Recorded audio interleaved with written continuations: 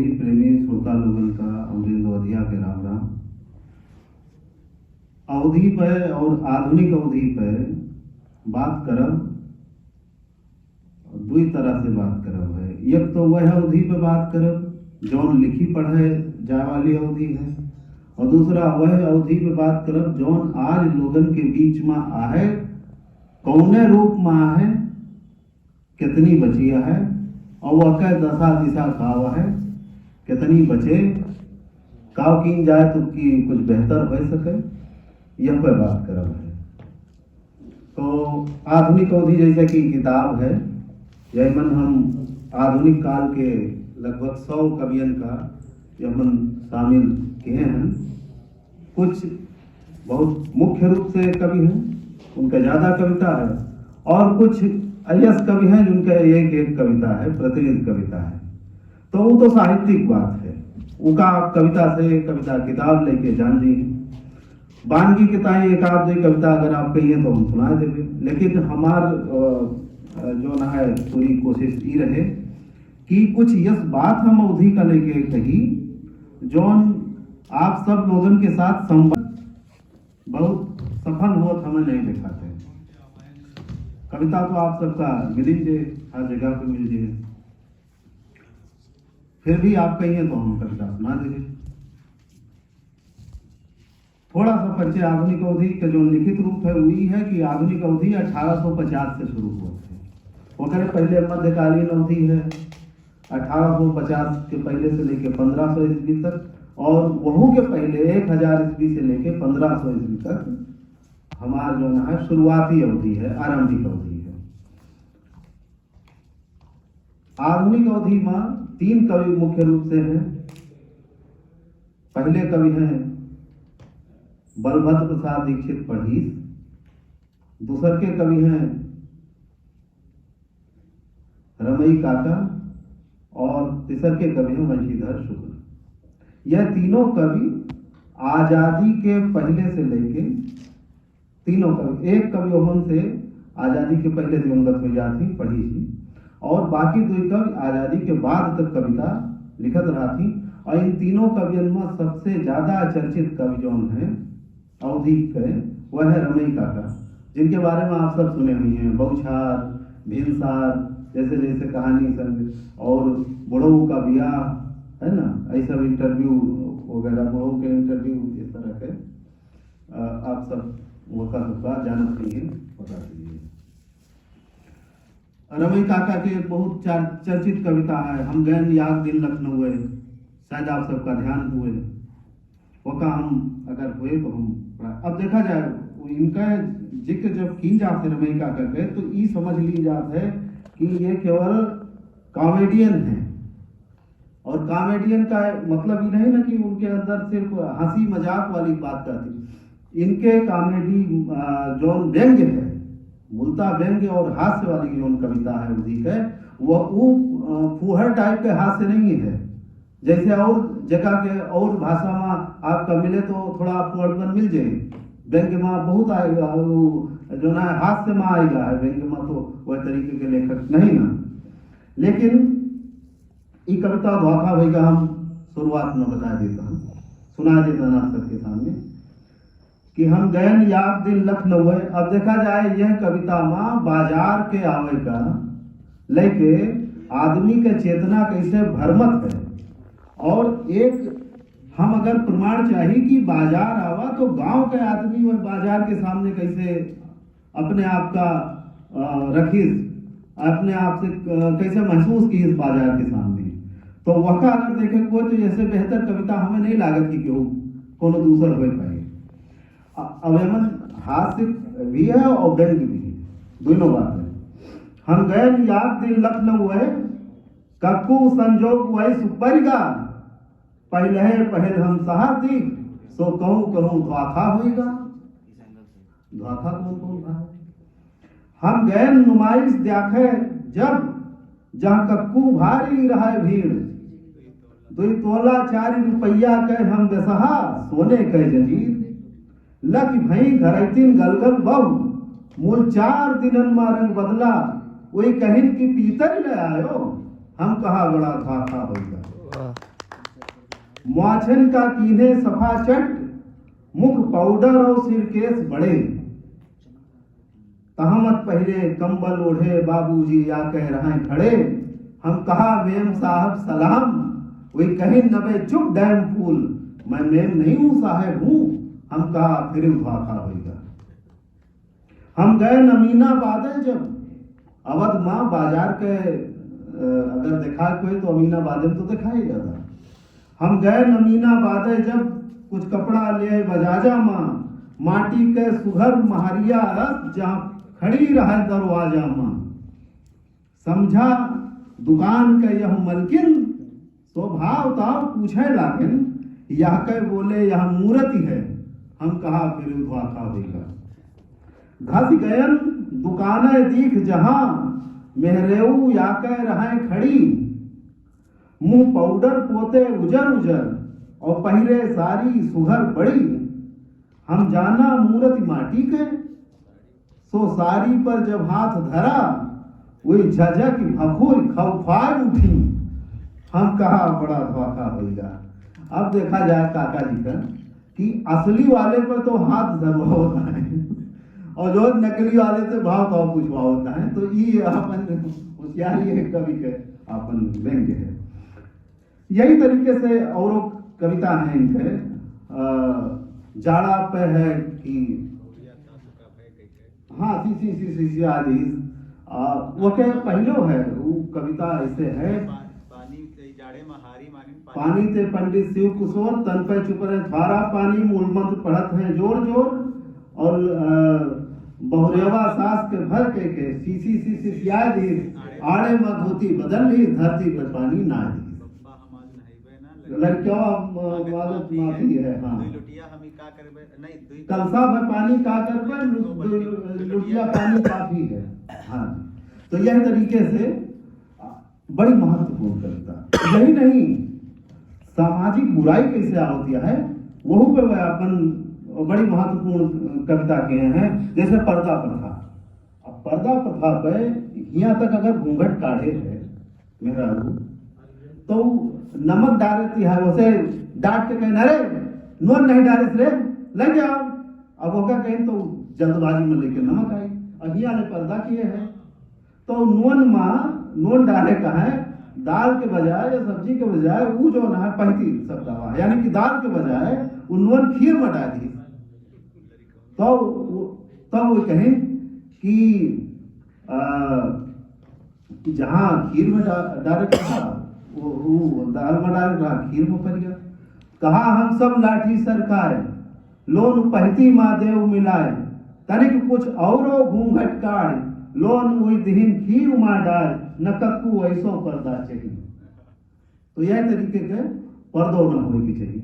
यह तरीके से बहुत बहुत अवधि कवि हैं। हम तो रवि काका के जरा सा बात की हैं। आधुनिक काल के आज तक के समय में चला आवा जाए तो यही एक है डॉक्टर प्रदीप शुक्ल, आप उनके कविता सुने। आप आशाराम जागृत के पाही माफी जो नवदी के रघान शुरू में प्रकाशित हुआ, आप वो का देखें, एक तनहा नीम के पेड़ बचा गवाह बचा हुआ पाही माफी में। यह तरीके से कविता है। एक कविता हम आपका और नजारा रख देता हूँ। कविता से बात कहा है वहां थोड़ा बढ़िया रहा थे।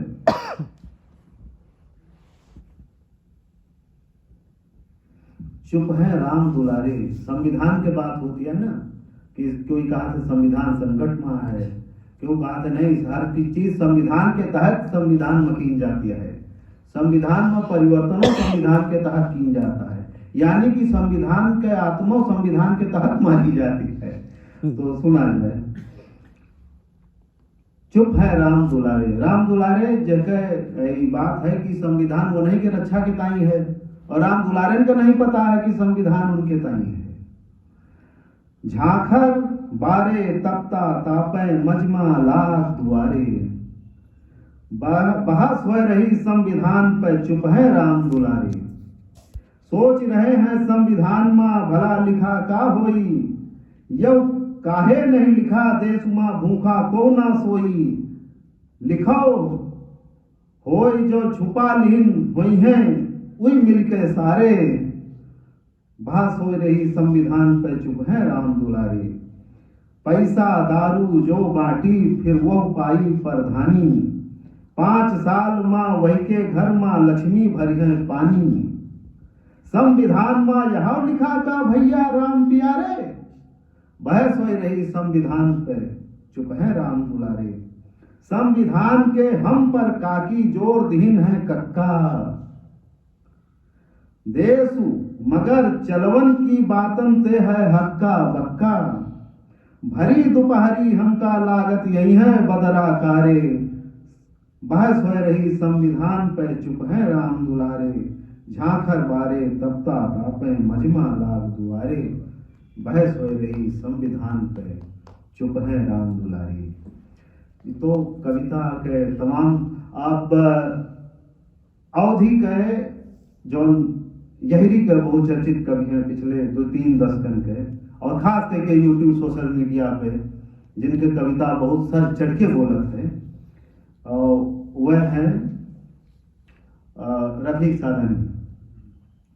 बहुत महत्वपूर्ण कविता, यहाँ तक कि आधुनिक अवधि कवियन में सिर्फ रफीक सादानी का सौभाग्य मिला कि माननीय मोदी जी उनके कविता को कोट किए हैं।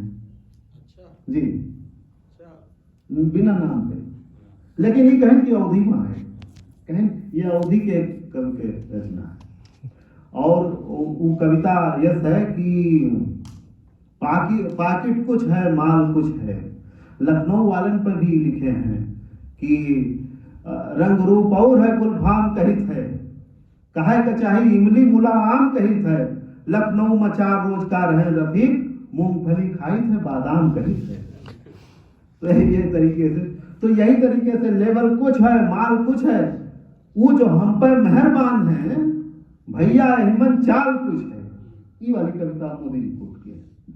तो ये कहते कि अवधि के कवि की कविता है। तो लेकिन अवधि शब्द लिखित यही बहुत बड़ी बात है, लेकिन यह शायद स्थिति यही है कि रामचरितमानस का भी अवधि का रचना है, कहे वालन की कमी। शुरुआत में वही मोदी जी आवाज रहे तो तमाम लोगन के कविता जो ना रामायण के जिक्र कहीन कि यह भाषा में ही रामायण, यह भाषा में ही रामायण, वह श्रृंखला में अवधि में रामचरितमानस ही नहीं कही। अवधि के पहचान का, अवधि भाषा के पहचान का आज के समय में रेखांकित करब सबसे ज्यादा जरूरी काम है। हम इस सब कविता जो अभी के आपके सामने रखें वो का रखे के हमारा मकसद यही रहा ताकि आप जाने कि वो भाषा आजो कविता लिखे के कितनी दमदार भाषा है। वह मन आजो वह तरीके की कविता लिखी जाती है, लिखी जा सकत है और अच्छे तरीके से पेश की जा सकत है कि लोगन के अंदर तक वो बात पहुंचे। काहे से आप सबके नस्ल में अवधि बहा दिया है, पुरखा पुरनिया से आपका अवधि मिली है। तो जौन चीज जौन जुड़ाव के साथ होते ना, वो जुड़ाव कोनो और भाषा के साथ नहीं होते। तो यह का ध्यान दी जाए और अवधि भाषा के रचना से लगातार जुड़ा जाए, लेकिन जुड़ा तब जगह जब आप जाना जाए कि अवधि हमार मातृभाषा है। एक भोजपुरी वाला अपने भाषा का अपने मातृभाषा के रूप में पहचानत है, लेकिन अवधि वाले से कह दो कि भैया तुम्हार मातृभाषा का है तो वो कहे कि का हिंदी, फिर कहो कि अच्छा तू जो ने भाषा में बात करता हो ये कौन भाषा है, कहे तो देहाती है।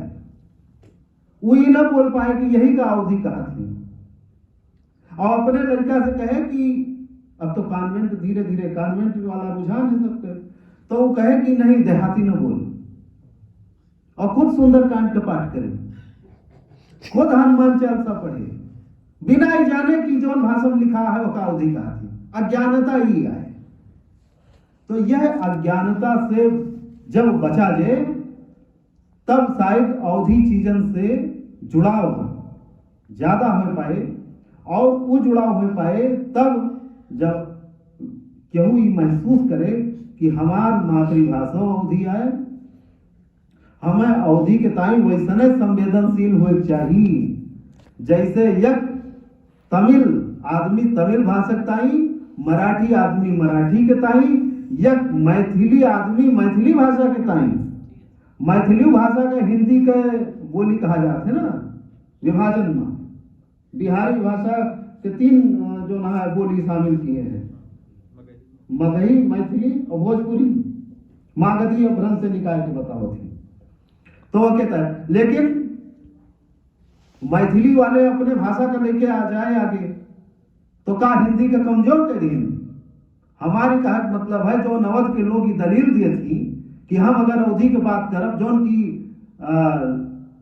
जगह कहा थी काहिलिक तर्क है, काहिल मने जो तर्क दिए थे लगभग वह तर्क है कि हम अगर अवधि की बात ज्यादा करब तो हिंदी का क्षति पहुंचे, और जबकि अपने बेटवा का कॉन्वेंट में पढ़ा हिंदी जो नाश करे जाता है। लेकिन दोहरा चरित्र लोन हुआ है, ये पीढ़ी का दोहरा चरित्र है। तो अवधि के ताई जो अपन दायित्व है, जो अपन फर्ज है, वह का नहीं भूले के चाहिए। माँ, मातृभाषा और मातृभूमि ऋग्वेद में कहा गया है कि इन तीनों के ताई अपन महत्व समझे के चाहिए, इन तीनों के महत्व अपने ताई समझे के चाहिए। ये तीनों आए तो तू आओ, ये 3 गई तो तू गयो। कहा गया कि अगर केहू के गुलाम बनावे हुए तो वह का इतिहास मिटा दे, वो का अपन भाषा सिखा दे, वो गुलाम बन जाए बड़े आसानी से। तो अपने भाषा का और अपने संस्कृति का बचा के रखना है। राम अवध संस्कृति का बहुत बड़ा प्रतीक है। राम के इर्द गिर्द पिछले 20 साल से भारत के राजनीति नाचा दिया है, मंदिर बना था। लेकिन राम जी के भाषा अवधि आए और वह अवधि पहचानों का लेकर कुछ फर्ज हुआ है, यह चिंता करे वाला क्यों नहीं। राम के मंदिर बन जाए और राम के भाषा न रह जाए। काहे से राजनीति का राम के भाषा से मतलब नहीं ना, राम के नाम से मतलब है, गदर काटे से मतलब है, धार्मिक चीजों से मतलब है। तो हम ओके विरोधी नहीं, चलो वह अलग है, हम कोनो कमेंट नहीं करता हैं। लेकिन हम कहता हैं कि संस्कृत राम के अपन भाषा है, राम के भाषाओं का आगे बढ़ाओ, राम के तहजीबों का आगे बढ़ाओ। ये विडंबना है कि जब दोनों सांस्कृतिक प्रतीक बहुत ज्यादा राजनीतिक प्रतीक में बदल जाते हैं तो वो सांस्कृतिक रूप का विरोधी हो जाते हैं। वह इतना ज्यादा राष्ट्रीयकरण अंतरराष्ट्रीयकरण हो जाता है कि वो राष्ट्रीयकरण और अंतरराष्ट्रीयकरण वह स्थानिक जिजीविका और जो इलाकाई वह अस्तित्व हुआ था वह खत्म कर दिया था। लेकिन ये इलाकाई लोगन का चाहिए कि यह के विरोध में एकत्रित हुए और अपने आप का वह पहचान के साथ जोड़े। राम के मंदिर बहुत अच्छा, लेकिन राम के भाषा चाहिए, ठीक है, राम के भाषा के साथ भी हमका खड़ा हुए थे। तो यही सब बात के साथ हम अपन बात खत्म करो। धन्यवाद।